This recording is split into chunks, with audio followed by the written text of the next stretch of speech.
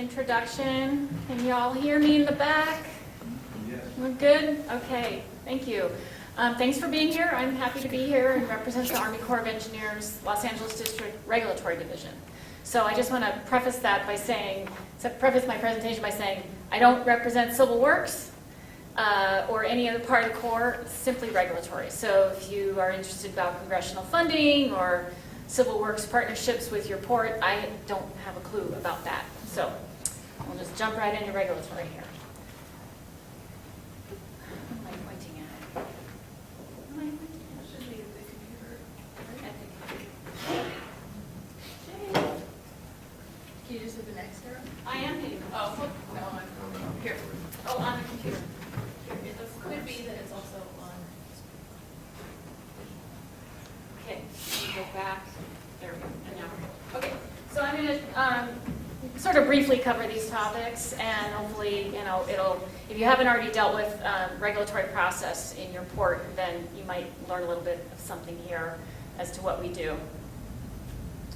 And then Sarah will take on the consultation part with her and Zach after I finish. So we have several statutory authorities in the regulatory program. Section 10 of the Rivers and Harbors Act, maybe one you're familiar with. That regulatory authority allows us to evaluate and authorize the impact of structures and work in navigable waters. Section 404 is discharges of dredge or fill material. We have our authority there. And those two, Section 10 and 404, are often linked in port projects, as is Section 103, where you might be doing ocean disposal of dredge material.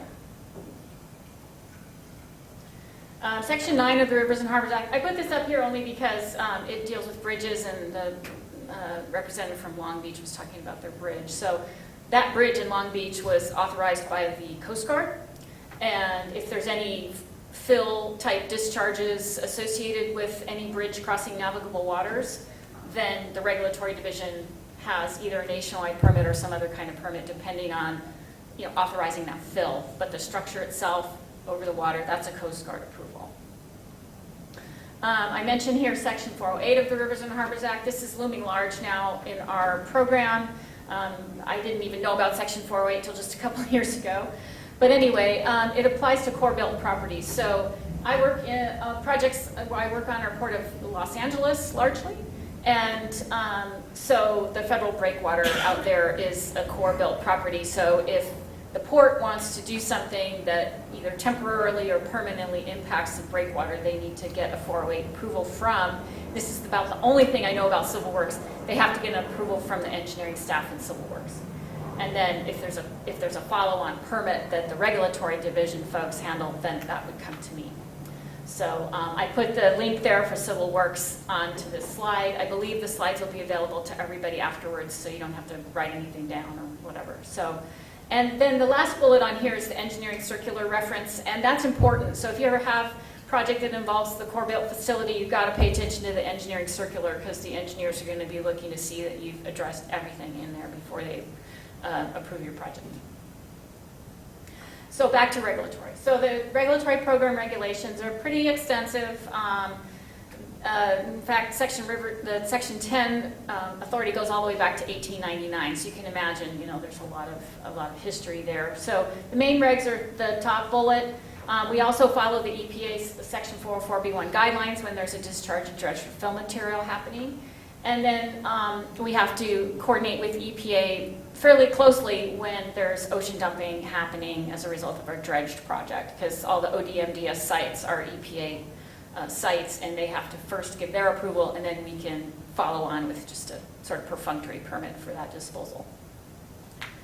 So there's definitions here. I just started digging into the regs. So waters of the United States are all waters currently used in the past, present, future, susceptible to interstate commerce. So that's tied back to the Commerce Clause. And for the ports, the importance here is subject to the ebb and flow of the tide, except for maybe Port of Stockton. I think they're a freshwater port.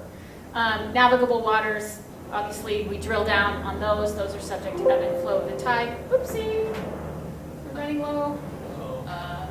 Jane. Where did Jane go? I'll grab her.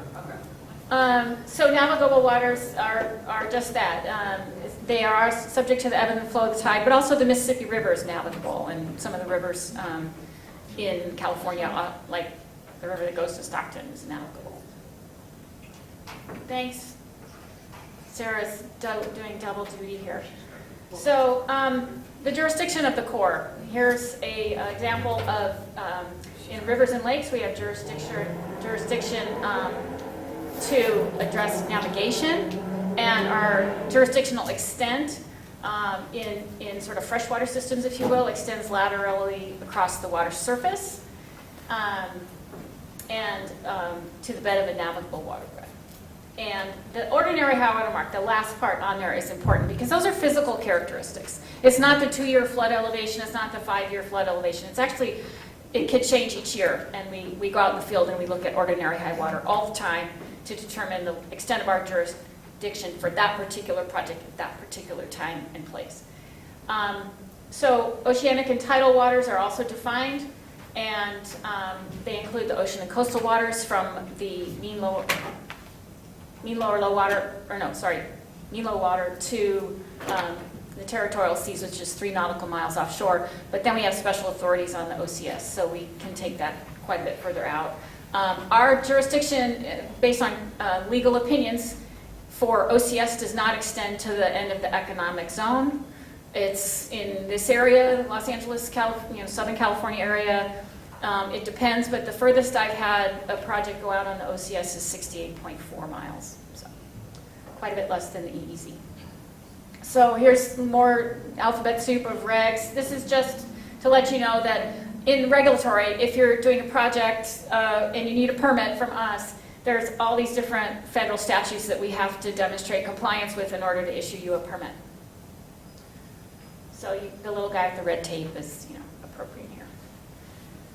And as the federal regulatory agency here, we also initiate consultation, and Sarah and Zach will talk more about that. So we sort of are the puppet masters here at some level. So you need help, right? So how do I start?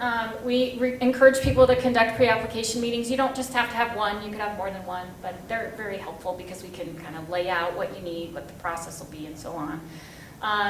You would look at this specific regulation in the second bullet to know what your application needs to contain, and then submit an application form. And this form that's referenced here, the first one there is only a 2-pager, but the amount of attachments that goes with it is pretty substantive. So don't be fooled by a 2-page form.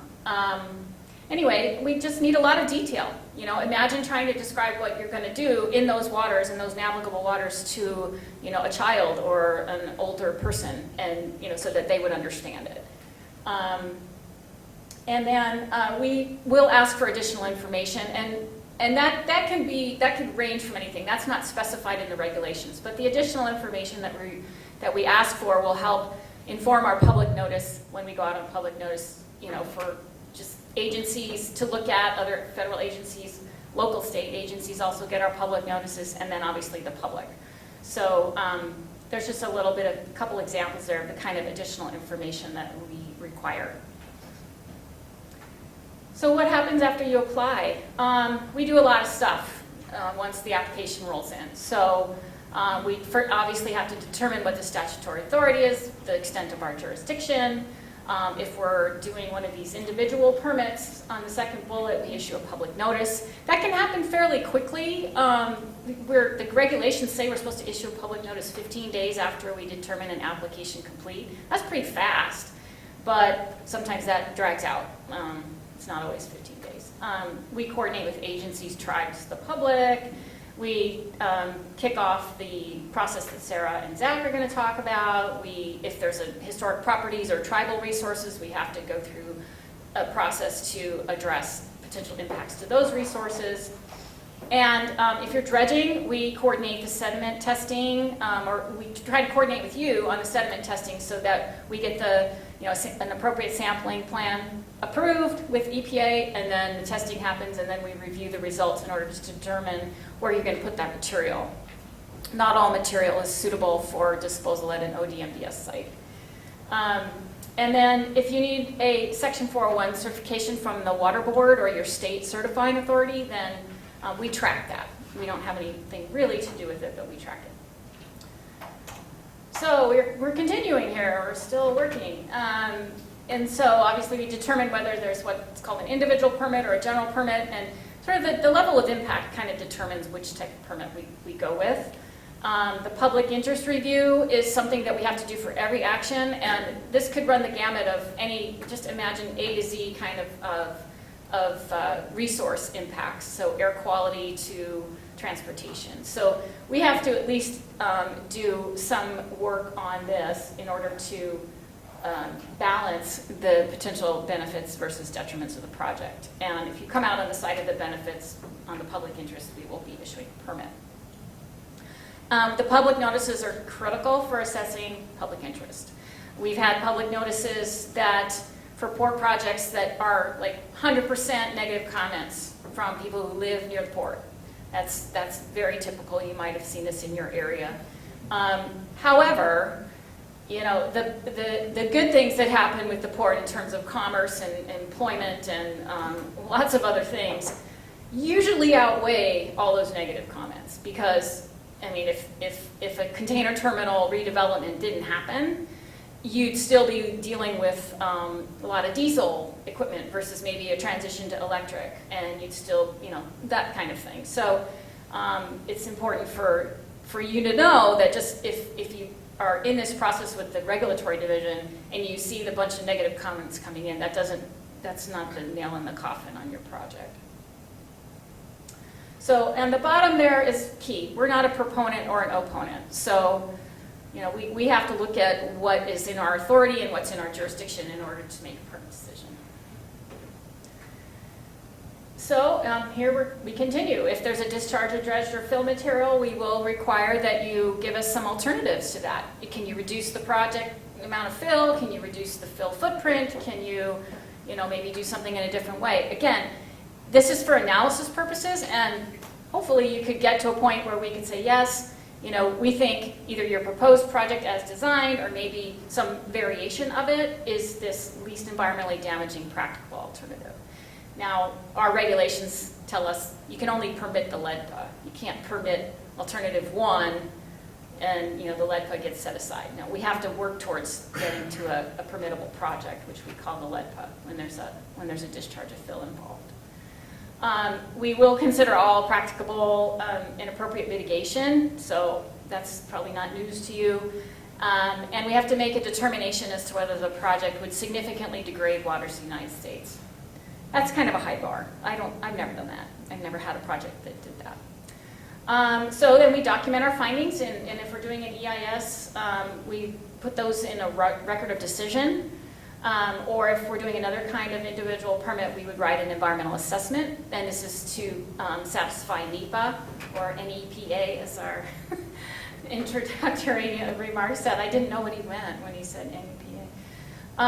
So anyway, or we write a memorandum to the record. So some of our processes have changed over time. You know, we now have a memorandum to the record as a means to document our decision. We didn't have that, you know, 20 years ago when I first started.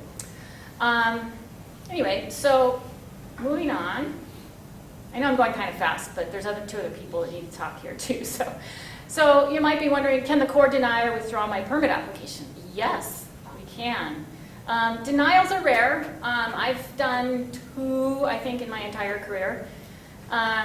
So we would deny if your project doesn't comply with the 404B1 guidelines. And again, EPA is involved in this because it's their guidelines that we're implementing. And so, you know, EPA, if we issue a permit that doesn't comply with the guidelines, EPA will deny it for you. So beware. It's rare, though.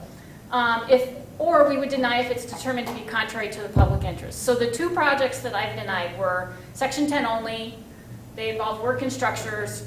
And the applicants were just belligerent and not giving us what we needed. So we just pulled the plug. Like, you're denied. So anyway, don't do that.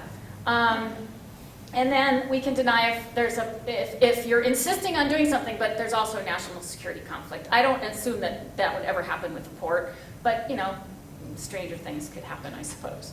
So the military kind of gets what they want here.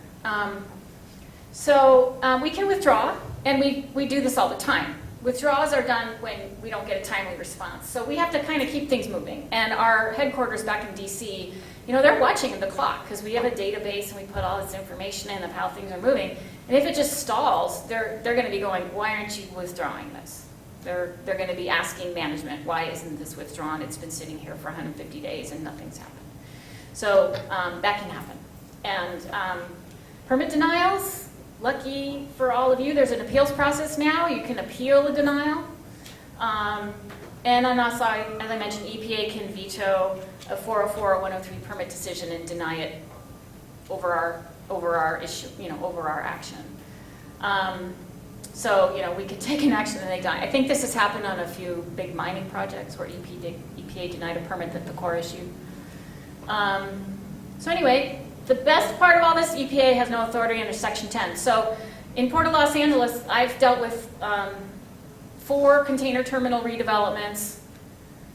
Only this latest one that I'm dealing with has a Section 404 component where there's a discharge of fill. All the others just had changes. They were messing with the wharf and the cranes and the dredging to get greater berth depth. Those are Section 10 actions. EPA, all that they could do was comment on a public notice. They have no authority to say, you can't issue that permit, or you didn't do correct analysis on air quality, or whatever. They have no authority under Section 10, except as a commenting agency. So that's a little bit of a bright spot. So sorry for the blurry pictures. I don't know what happened when I downloaded these. So we're transitioning now. That's obviously a clamshell dredge. So dredge material disposal, usually, I say may require, but usually requires sediment testing, chemistries or the bulk chemistry, grade size, sometimes bioassays if the stuff is pretty dirty, and then a disposal site determination. Here in the Southern California area, in Los Angeles District, we do an interagency review. We have a team that meets monthly and goes over all these things. Section 404 applies when you place that dredge material as fill or subtidal habitat, beach nourishment, so you kind of get the idea. You're sort of changing the bottom topography of wherever you're putting that material. Section 103 goes where we go to an ODMDS, which I mentioned. 103 also applies if you're putting material, you're disposing it as waste, but it's not in an ODMDS. So I haven't dealt with that, but I've heard about that. So that could also happen. And if you're going to an ODMDS, you have to get the site use conditions from, or we have to get the site use conditions from the EPA, and we will include them in your permit. So they are mandatory. And it's because they do monitoring. They keep track of how much material is going there. They test the material periodically, so they're keeping track of their sites. This is supposed to be a structure. So piles and pilings. We have a policy in our regs that piles are evaluated under Section 10 as structures. Now, California is a weird, wild world. So other state agencies in California, like the Coastal Commission and the Water Board and the Department of Fish and Wildlife, they consider piles to be fill. So, unfortunately, our part is in red there that we're required to waive any Section 401 Clean Water Act requirements after 1 year. The second bullet is important too because we get to set the reasonable period of time. And the 1 year thing came about as a result of a court case up in the Klamath River Basin. If you're up from that area, you might recognize Hoopa Valley versus FERC. Anyway, okay, so now on to coastal. So the Coastal Act, Coastal Zone Management Act.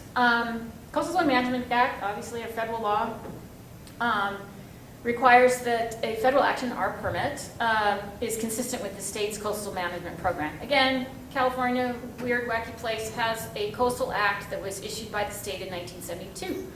And so what our Coastal Commission does is the federal arm of the Coastal Commission goes and looks at the state coastal act and says, your project's either in compliance or it's not. And if it's not, they won't say it's consistent. So that's a real crazy thing as well. But anyway, again, another permit path that applicants need to take here in California. And then once all that's done, if you go down that path, you get your consistency determination or a coastal development permit, then you bring that back to the Corps and we say, aha, you've got that, and we set that aside and we move on. So again, our regulations allow us to presume a concurrence after 6 months. So, the Coastal Commission can really dawdle. They have to go to hearings, and it's a political body and this and that. So, 6 months can come and go, but it's tricky when they're dragging things out because of a hearing that's coming. We can't just say, you guys missed it, and we're moving on. But so we have to give them a little bit of deference because of their hearing process. But anyway, the next is fishing. So I think either Sarah or Zach is going to talk about essential fish habitat consultation. But anyway, suffice to say, if you're in a water body that is considered essential fish habitat, and there's the definition, so it's pretty broad, then consultation may be needed. It's likely to be needed, especially for a big project. And we initiate that. We we ask for consultation with National Marine Fisheries Service, and so we cover the habitat as well as the managed fishery species, of which there are 3 fishery management plans on the West Coast here. And then NIMS, if they decide to give us conservation recommendations. If they're reasonable, we will accept them and put them in your permit. If they're not, we have to write down and submit to them why we're rejecting them. Endangered species. So again, Sarah and Zach are going to go into this a little more. We are the regulatory division, the Corps is lead for many, many port projects. And here I'll split and say Civil Works can also be lead agency for these various consultation and coordination processes with other agencies. But since we're talking about regulatory, we also determine the effect. So if there's going to be a potential take or whatever, we make that determination. We present it to National Marine Fisheries Service or Fish and Wildlife Service, depending. And same for the critical habitats that have been designated. We are required to obtain either a concurrence or a biological opinion, depending on the level of effect that we think might happen. And conditions of a biological opinion, which is kind of the highest level of opinion that can come from either of those 2 agencies, if they're applicable to what our permit is authorizing, we will make those part of your permit, those conditions. If they say, well, there's a nest site, 5 miles inland from the port, and we have our permit has nothing to do with that, we're going to ignore that condition and we're not going to put it in your permit. So we have to be pretty discerning when we see those opinions come through. So I've included a couple links here. Again, I think these slides are going to be made available. They're just useful maps and also just the regulatory program basics. So those are there for you. And we have a question slide, but I'm going to go right by this because Sarah and Zach are going to start. But there's a couple of bonus slides here that kind of give you timelines and what like a poop sheet here for standard permits. And so I'll say for my Port of LA projects with the big terminal redevelopments, we're doing standard permits along with an EIS under NEPA. Letters of permission, we're using those. This, again, different kind of timeline. Sort of similar, there's a few different things, but this is a type of individual permit, and I've been using these for all the MOTEMs redevelopments for the marine terminals, where they're taking down old timber and putting up concrete wharfs for the marine terminals all throughout Port of LA, and we've been successful with that. And then nationwide permits these are applicable everywhere, anywhere in the country, and they're specific categories of projects. So. And they're pretty restrictive. I mean, there's like 54, I think, nationwide permits now, and they run the gamut of all kinds of things. But the limits on what you can do under them are pretty low. So you can see half-acre permanent loss limit. I mean, that's pretty small for a port. So anyway, those are the bonus slides. And so I'll go ahead and invite Sarah or Zach or whoever's next. Thank you. Oh. Can go head over heels here. Okay. Oh. Oh, well, that was quick. Did I go too fast? Probably. And now I'm going to trip over this thing. Now it's your turn. What if my turn to trip? Well, thank you. In my head, I had visions of like 100 people I was going to be talking to about this, but it's okay. So I'm going to go over with Zach the ESA portion of the permitting process, and continue on with what Theresa was talking about. So, and part of this is because I said, you know, I don't know if ports actually know when they turn in all their paperwork what happens in the black box of the Army Corps. And I don't either, because all I deal with is the Endangered Species Act. And so I said, why don't we get together and have a presentation and go over this? So I'm going to follow on with she has a lot more that she does. I just very much look at one act. So I'm going to go over the EFH, MSA, ESA, CH, MMPA, SOUP. So the action agency, the Army Corps, consults with National Marine Fisheries Service. Now, it can be any action agency. For example, if an earthquake was to damage a bridge or something, damage your port, FEMA might be the action agency then, who runs their runs the permitting process, but they would be the ones who then consult with us. But I'm going to focus in on the Army Corps for right now. Theresa mentioned essential fish habitat. So the Magnuson-Stevens Fisheries Management Conservation Act, they manage the federal fisheries, and essential fish habitat has to be looked at when you guys are doing your port projects. Why? Because some of the people who use your ports are fishermen, and so you don't want to do a port project then that affects the baby fish that are then going to become big fish that then we go to, you know, different restaurants and eat. So anyway, so we want to make sure that essential fish habitat is not going to be adversely affected, and that is why we're consulting on that, so that your commercial fishermen using your ports are happy. Then we also have the Endangered Species Act, and there we're looking at your threatened or endangered species, and we're looking at critical habitat. Critical habitat is not necessarily always designated, and critical habitat is, so it varies by species. Management, whether it's Fish and Wildlife Service or National Marine Fisheries Service, varies by region and by species. But essentially, we look at your endangered and threatened species and try to determine whether or not you are going to adversely affect them. And sometimes we have species like the humpback whale, which Alaska has to consult on, California, Washington, Oregon, you all have to consult on it, but so does Guam and CNMI. However, in Hawaii, we consult under the Marine Mammal Protection Act because there's a distinct population segment that lives in Hawaii, so we don't have to consult on them in Hawaii, which is great. But anyway, it's great because they've come back. So anyway, this is the Marine Mammal Protection Act. You're looking right now at 3 different arms of National Marine Fisheries Service too. So the regional offices are going to have your Protected Species Division, PRD, Protected Resources Division, which is where I sit as a contractor. And they also are going to have the Habitat Conservation divisions. And that's where the essential fish habitat is looked at. However, Marine Mammal Protection Act is taken care of by headquarters. So if you ever send me an email and you're asking me about an unlisted species, I have to punt it to somebody who knows something about them. Very, very siloed. So the ESA was finalized in 1973 under President Nixon. When he was finalizing it, he said nothing is more priceless or more worthy of preservation than the rich array of animal life with which our country has been blessed. And I think we all know that to be true. The purpose of the ESA is to conserve endangered and threatened species as well as their ecosystems. And it's administered by the Fish and Wildlife Service and by National Marine Fisheries Service. And I know that it gets really crazy with salmon here on the West Coast. Word.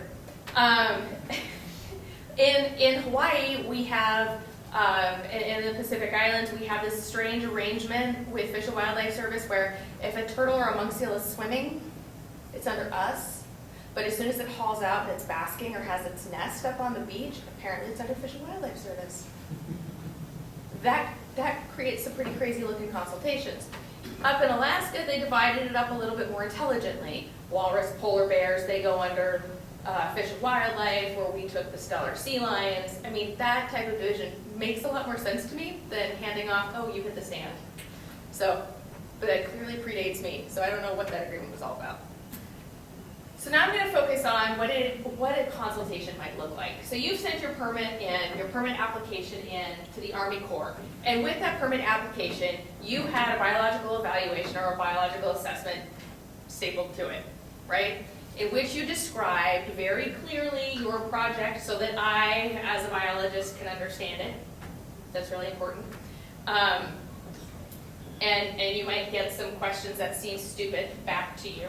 Can you please explain what this is? Down the hole drilling confused the heck out of me. I had no idea what that was. And then you also have to define, your project area and what species you think might be affected. And then you guys have to just say, well, we think or we don't think that it will affect the species, and then it's up to Theresa and the Army Corps to then give an effects determination to us. So I decided to home in on the Port of Stockton because, frankly, this is a fabulous picture by Lynker Marine of a pile driving operation. Unfortunately, what I didn't realize when I homed in on this, I was thinking, this is great, is that Port of Stockton is freshwater. So then I was like, look at what kind of endangered species they get to deal with. I was like, salmon, really? That's it, really? So anyway, if you were to put this picture in Alaska at the Port of Valdez, at the Port of Alaska, any of those ports up there, what you would be looking at is going to be stellar sea lions. If you're in Anchorage at the Port of Alaska, you're also looking at the critically endangered Cook Inlet beluga whale.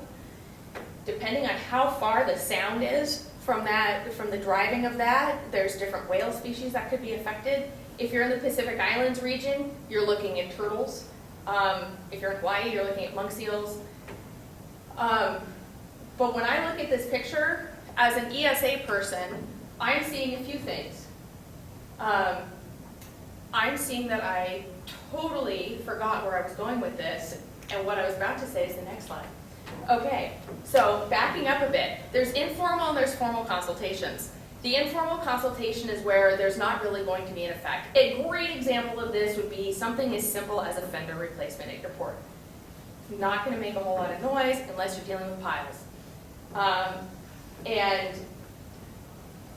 Let's see, another one is Port Mackenzie in Alaska. They just wanted to put some sleeves around their piles because where the river comes down, the silt in the river really corrodes the piles. So they were just putting some sleeves on there.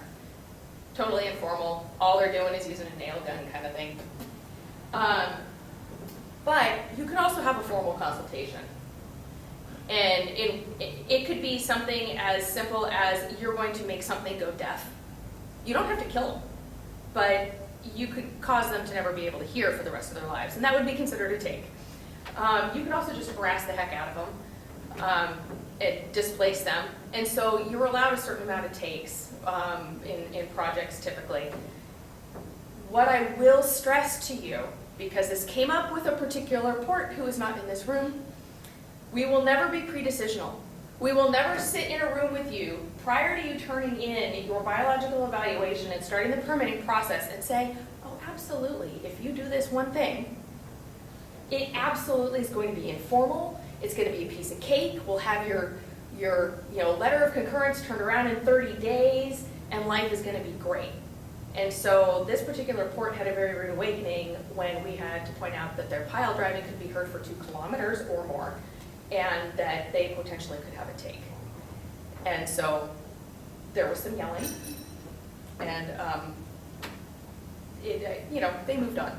But anyway, we were able to work with them to get it back down to informal land, but that takes some negotiation and it takes some conversations about things like bubble curtains, for example. So back to Port of Stockton. Again, you guys see this wonderful pile about to be driven.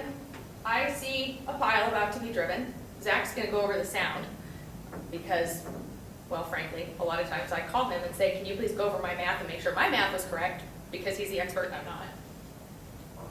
But then I look at this.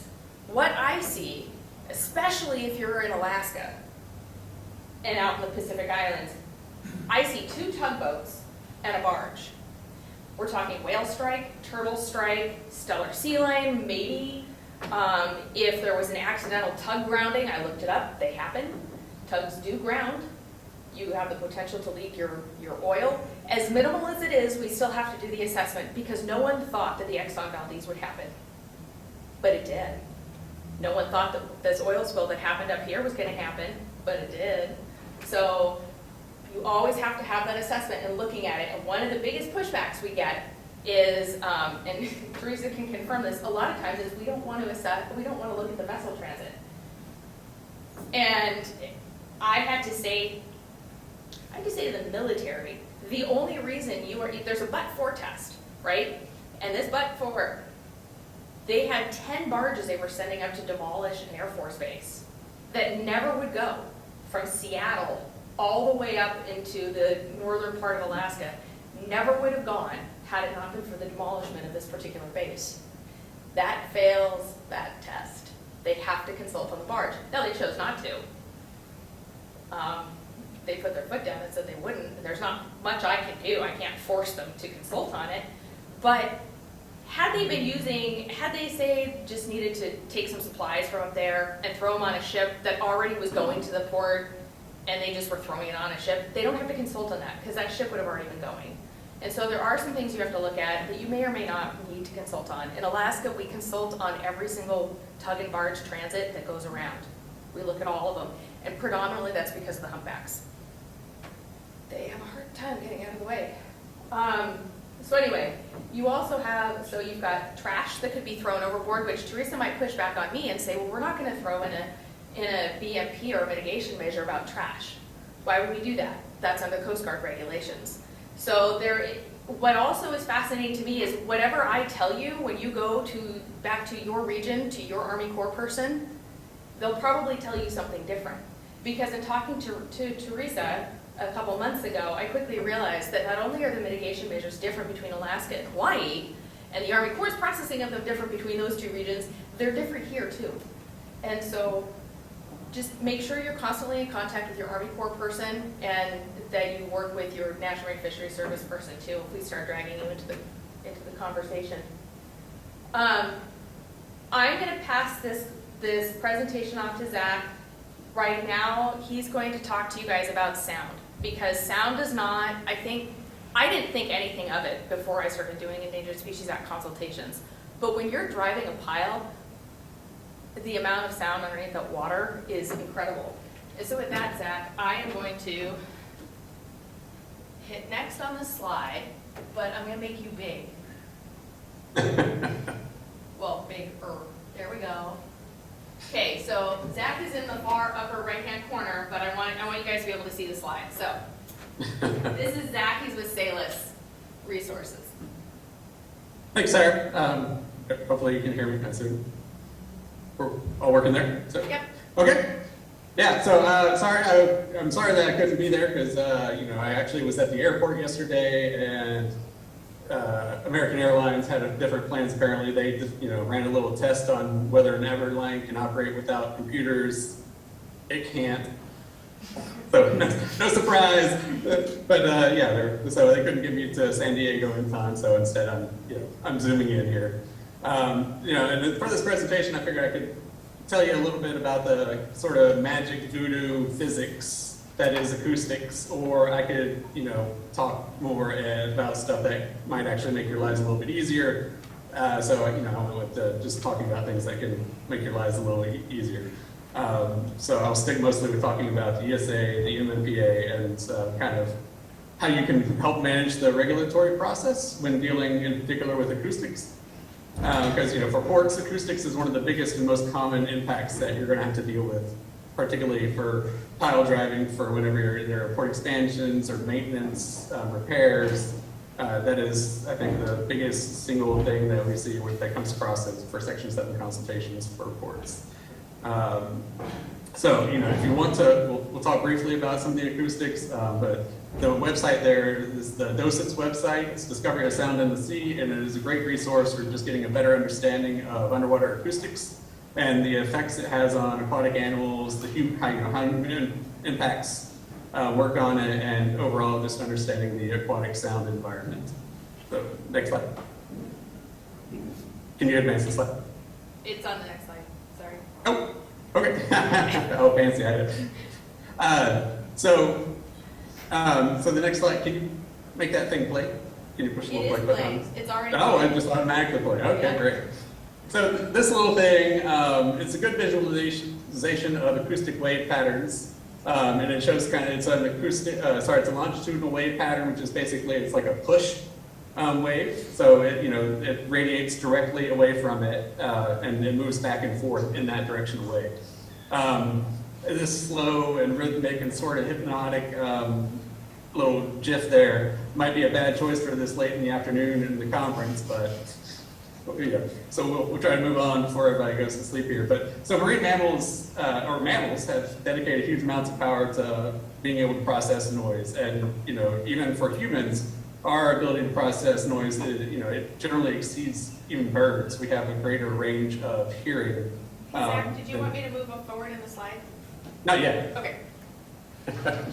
So we have even a greater hearing range than birds, and we're not known for our big ears or anything in particular for special hearing. And marine mammals have even more specialized hearing ranges. And so there are low range specialists like baleen whales who use low frequency sound for communicating, and that works over huge distances. And toothed whales, such like dolphins and porpoises, they can use high frequency as a form of echolocation, which is useful in hunting. And this is kind of is reflective of that. The acoustic environment underwater is it's very different than what we have in air. So that's why their hearing is is even more specialized than ours, or mammals who live above water.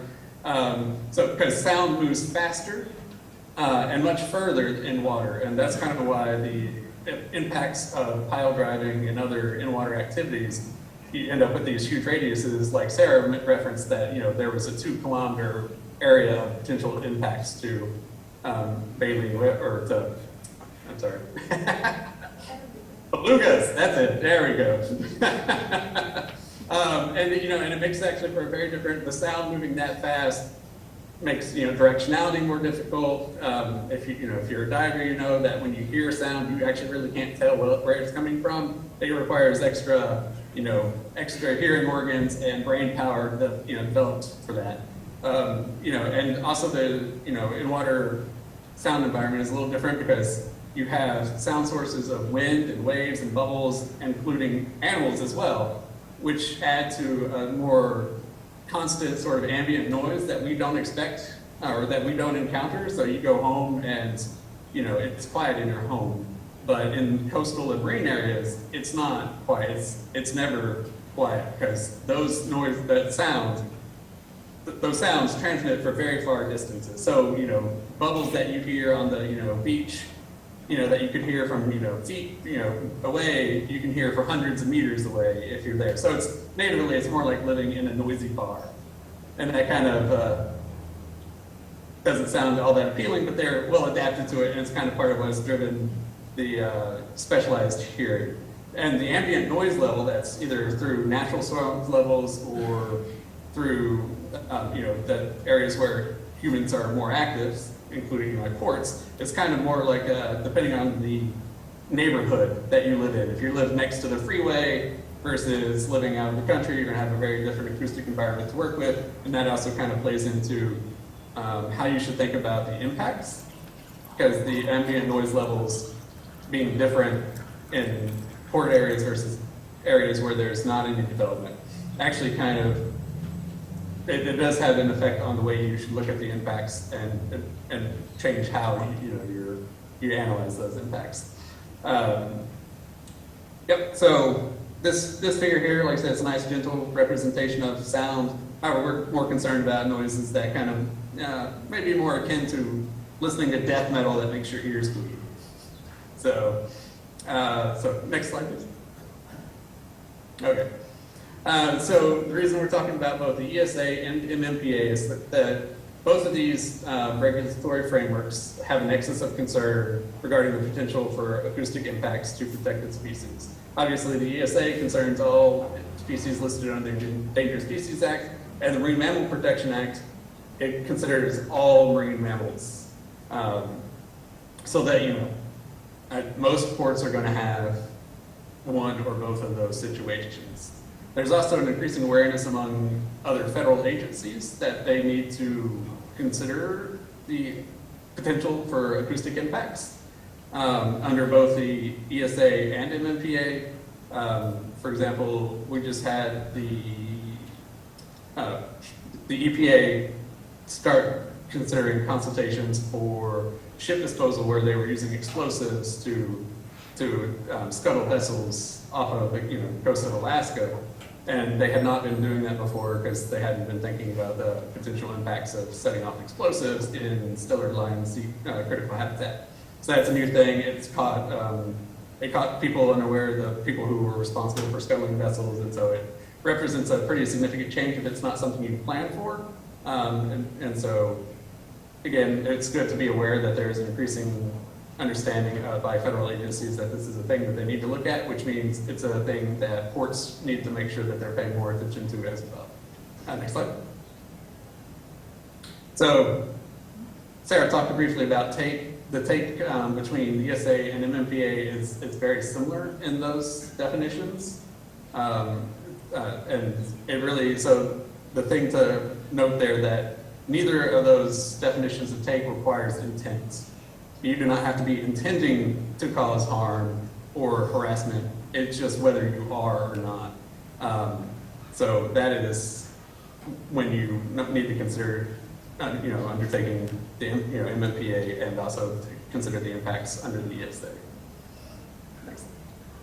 So this is just this is common human sound sources, and obviously I think the first two are particularly relevant to most people in this group: pile driving and ship traffic.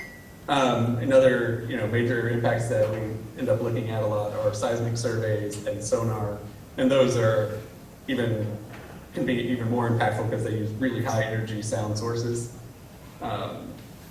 So then the next one is pile driving. So when we have pile driving, that's again, like I said, it's a very common activity for ports for, like I said, repair, expansion, and so it actually, those are, we have 4 different methods there listed there. One, impact, vibratory, downhole, and auger. And those represent 2 different types of sound impacts that need to be, or that are considered under the ESA and MMPA. So under impact, that's considered an impulsive sound source. And so impulsive noises have a higher potential for a single strike injury, which is a direct injury from a pressure wave based on a single strike. So when you're doing something like bridges in California, we're doing some extremely large piles or monopiles for offshore wind turbines, and those are like 5-meter wide piles. So one strike on those produces a huge amount of sound energy, and that sound energy can actually directly injure or kill an individual from the pressure waves, and particularly animals that have gas-filled organs are more susceptible to that kind of injury, and that includes obviously marine mammals and any fish with swim bladders. There are ways to avoid that, and so one of the common mitigation strategies is to use ramp-up methods so that you're firing your hammers at lower energy and ramping up to give animals a chance to move away, or using mitigation such as bubble curtains or cushion blocks. For vibratory pile driving, that's a continuous noise. It actually usually for marine mammals, it has a much larger area of potential effects on behavior, and also causes masking, which is that when the broadband noise is just, again, like sitting in a bar or whatever, it's much harder to communicate, and for like dolphins and porpoises who use echolocation, it really kind of results in where they're hunting and they're trying to play a game of Marco Polo at a concert. So it really limits the distance that is useful. You're not going to be able to find your fish target more than, it's going to be much harder. Your range is going to be much lower when it's loud. So that's what, why that is important. And then the last one is downhole. Is something I'm seeing more of. Downhole is kind of a combination of impact and vibratory pile driving, which goes much faster, but runs both of those sound source types. So it is considered both impulsive and continuous. So it has, NOAA Fisheries has put out new guidance, and it makes it kind of trickier to consider those sound effects and more difficult. But the trade-off on being able to install piles much quicker is frequently seen to be worth it because you can reduce the amount of project time. So that's a new one, like I said, and it's worth making sure that you work with somebody who understands what that means for projects and for going through the ESA and MMPA process. Next slide. This is just a sort of repeat information again. Common port concerns when you're doing work. It's going to be like, particularly with ship expand or with port expansion, it's pile driving, ship traffic, and then in-port equipment operation. I feel like there's probably a lot of ships off the coast of Long Beach right now who are sitting out there anchored with their ship generators running because they have to. And so that is something that is, would need to be considered under a large port expansion kind of project. Next slide. So here we're just going to talk about it's the ESA. Usually your ESA responsibilities are met through the permitting process with whatever federal agency that you are working with is usually having to consult with NIMS and and possibly the Fish and Wildlife Service on the permit that they are issuing. However, the applicant is still typically responsible for providing all of the information that is needed to perform the consultation. So that's going into providing the biological assessment or biological evaluation and whatever other information. And you're also going to want to be aware that it's helpful if you're on the ball and able to be responsive during that consultation process.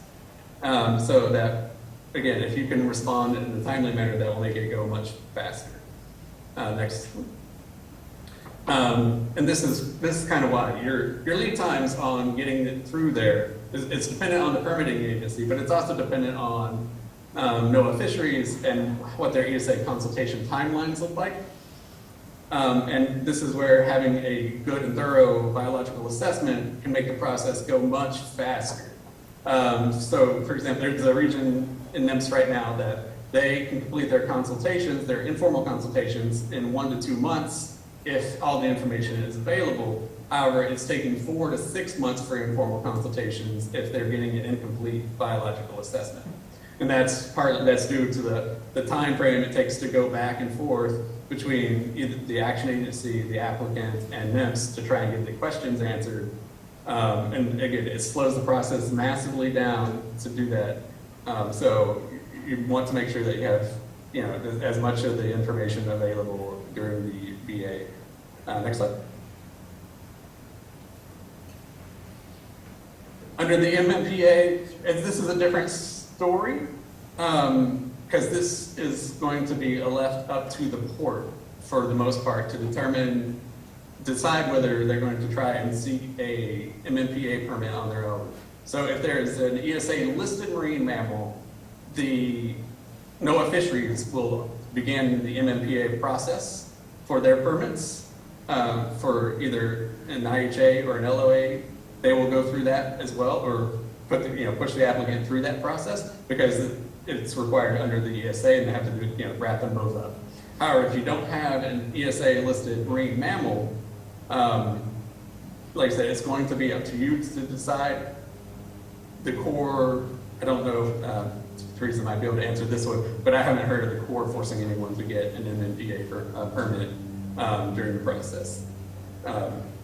So you should consider doing so if you can see marine mammals from your port, you should consider going through the MMPA process right away, because the last thing you want to do is be going into the ESA consultation process and have them have to start an MMPA permit, which is going to delay your consultation, it's going to delay your permit, and it's going to take a very long time. And I'll show it on the next slide.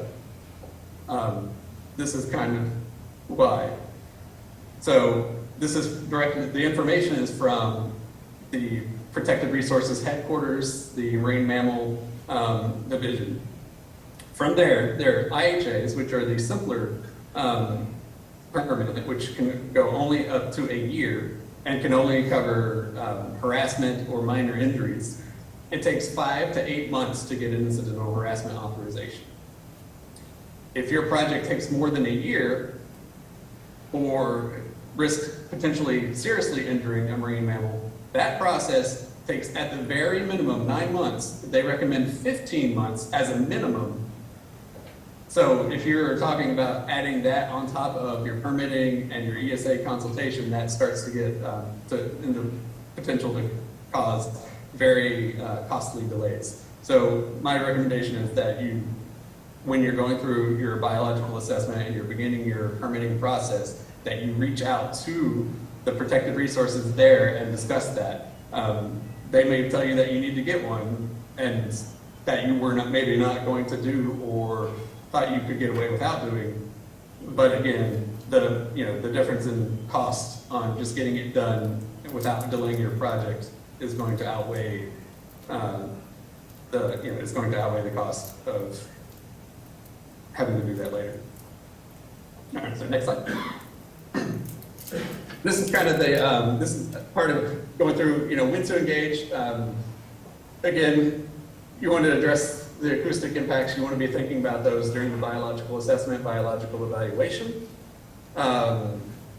In-house expertise is great if you can afford it, to have someone on staff, or even work with other ports. Obviously, we advocate for consultations are a great source of assistance when considering acoustic projects or projects that are going to have acoustic impacts.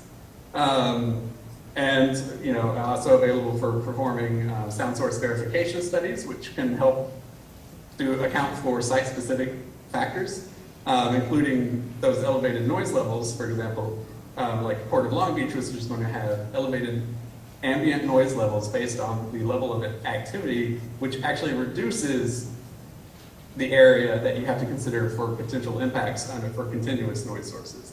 So if it's already loud, you get some smaller area that you may have to monitor, but you want to have someone who you can rely on or who understands the acoustic impacts, who can help you navigate that and justify that, and with providing the math and the justification when you go through the process, either the ESA or the MMPA. Here's on this one, I want to talk about it. It's a common practice on infrastructure projects, and this is, I think, the Department of Transportation is the one who is the most guilty of this, is submitting projects really early in the design process as a strategy for dealing with long permitting and consultation timelines.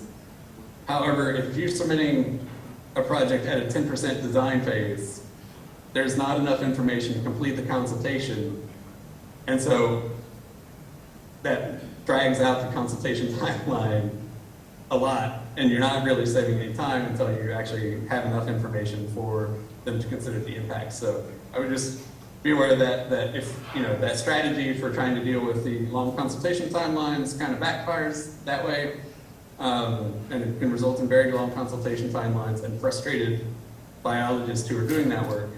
And if you're going to do that, you need to make sure that you narrow the scope of your project as much as possible and incorporate the best practices and mitigation strategies into your design document and your contracting documents, so that way there is something that you can at least work with.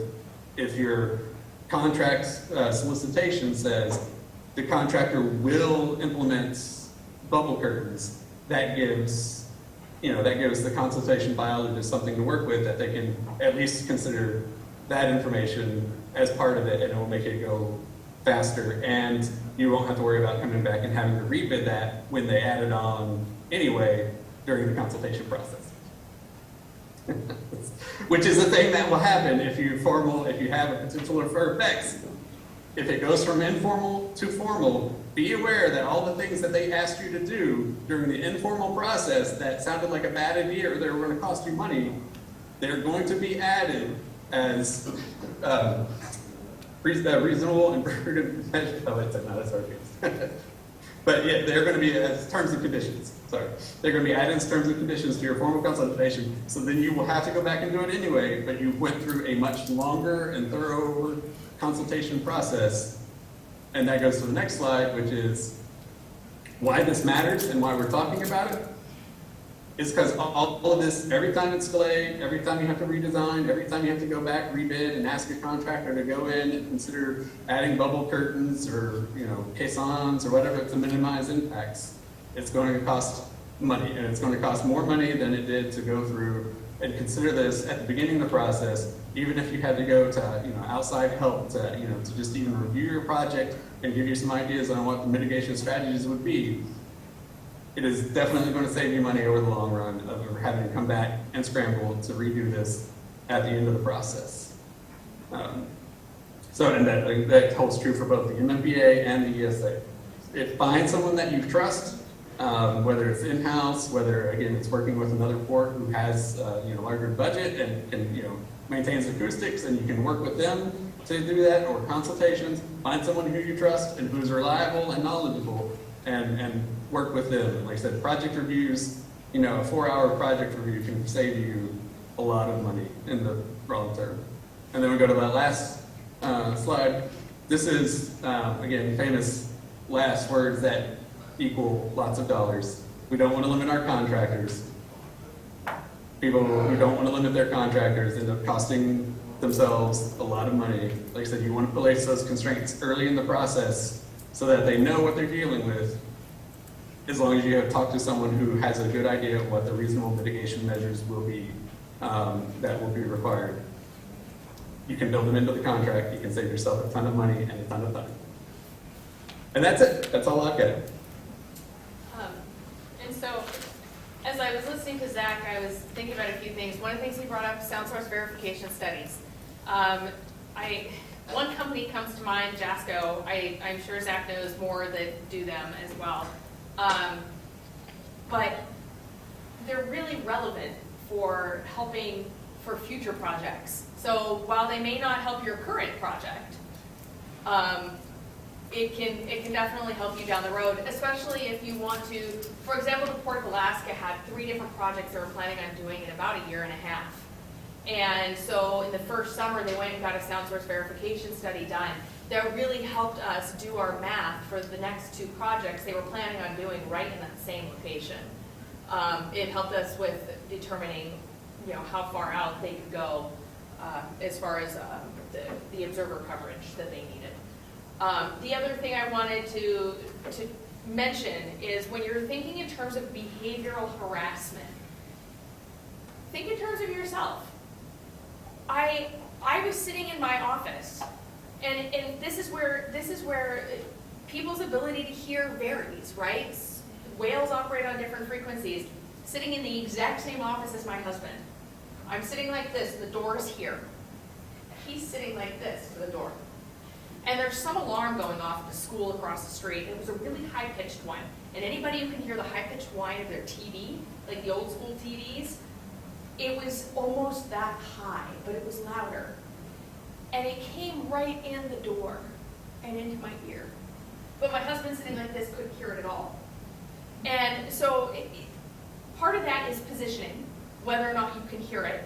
If you are inside of a port that has a lot of revetments and stuff around it, the chances of that sound getting out go down a lot. But the other part of it is just the ability to hear. And it was a high-pitched beep that would beep every 2 minutes, short, beep, and then it was done. Every 2 minutes. Drove me crazy, and it went for 3 weeks. My behavioral change was I started working at home instead of in the office. That was behavioral harassment.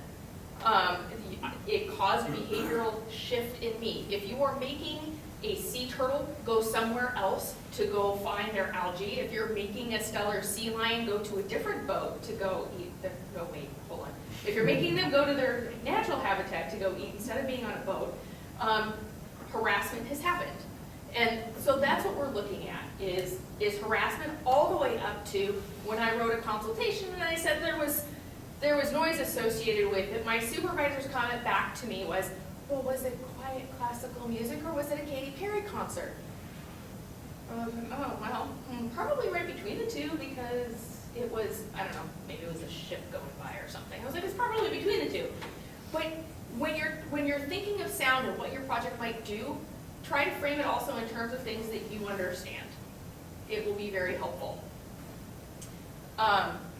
So where do Lynker and Salus fit into this entire picture? So the applicant is a port. You guys have to write a biological evaluation or a biological assessment depending on whether or not it's major construction. You either do this in-house or you hire a consultant. American Samoa does a lot of their stuff in-house. Port of Alaska hires a consultant. So it really depends on who you are, but you then turn that BA in with your whole entire permit application to the Army Corps. And Zach's bubbles in the way. There we go. And they turn around and they turn to NOAA and they say, okay, here's your consultation request for the Endangered Species Act. And for the others as well. I mean, NOAA does a lot of contracting for their workforce. So there's a lot of us sitting in a lot of different places. So the consultation will either be received by a federal employee or a contract employee, and you're not going to know who's going to receive it until it's assigned. What I will say, though, is that we're very careful about it. For example, I wrote the biological evaluation for CNMI, for Saipan, for BECQ, for the coral nursery. And I immediately turned around when I knew that we had submitted the Army Corps permit. I immediately emailed my supervisor at National Marine Fisheries Service and I said, so I wrote it, I can't review it. And not only should I not review it, but the other Lynker staff that are sitting here as contractors shouldn't review it either. So we try not to do that whole fox guard in the hen house thing. I'm not going to review something I wrote. It's wrong on so many levels. So then we send our biological opinion or a letter of concurrence back to the Army Corps, and the Army Corps neatly takes your permit application. They put a red O on it. I don't know, or they just convert it to PDF and put it in your inbox. So then you guys all look at each other and you say, oh, now we gotta hire those PSOs to monitor. Hey, we do that too. So this is where Salus and Lynker and several other companies, but they're not here, and so I'm not going to talk about them. This is what we do. We sit in 3 different spots during this entire process. And so I'm hoping that you guys come and ask at least me questions, because Zach apparently couldn't make it here. But during the next thing that we're doing, the speed dating, I'm hoping you guys sit down and ask me questions about how we fit into this process. Thank you very much, and I'm going to join you.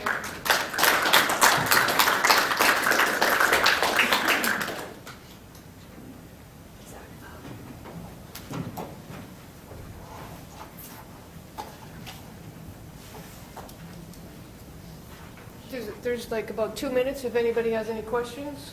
There you go, Josh. I have one question. We heard in earlier presentations about an emphasis on innovation. How do you do an environmental impact assessment of any kind when you're evaluating a new technology, like a new method of driving piles or a new source of sound in the port? What would be the approach? Zach, I'm going to punt that one to you. Sound source verification, that's where the sound source verification studies come in. Yeah, you try, when you're going for a new approach, you build in the sound source verification at the beginning of the process, and then you make a decision process with, in talking to the permitting agency and NIPS about like, all right, if we're seeing these sounds, this is what we'll do.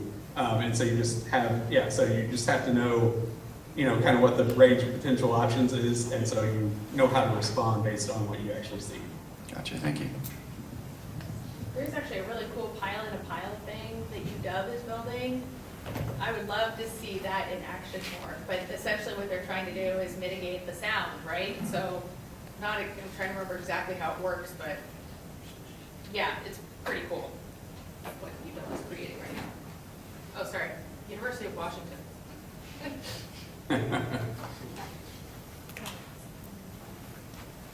Thanks, sir.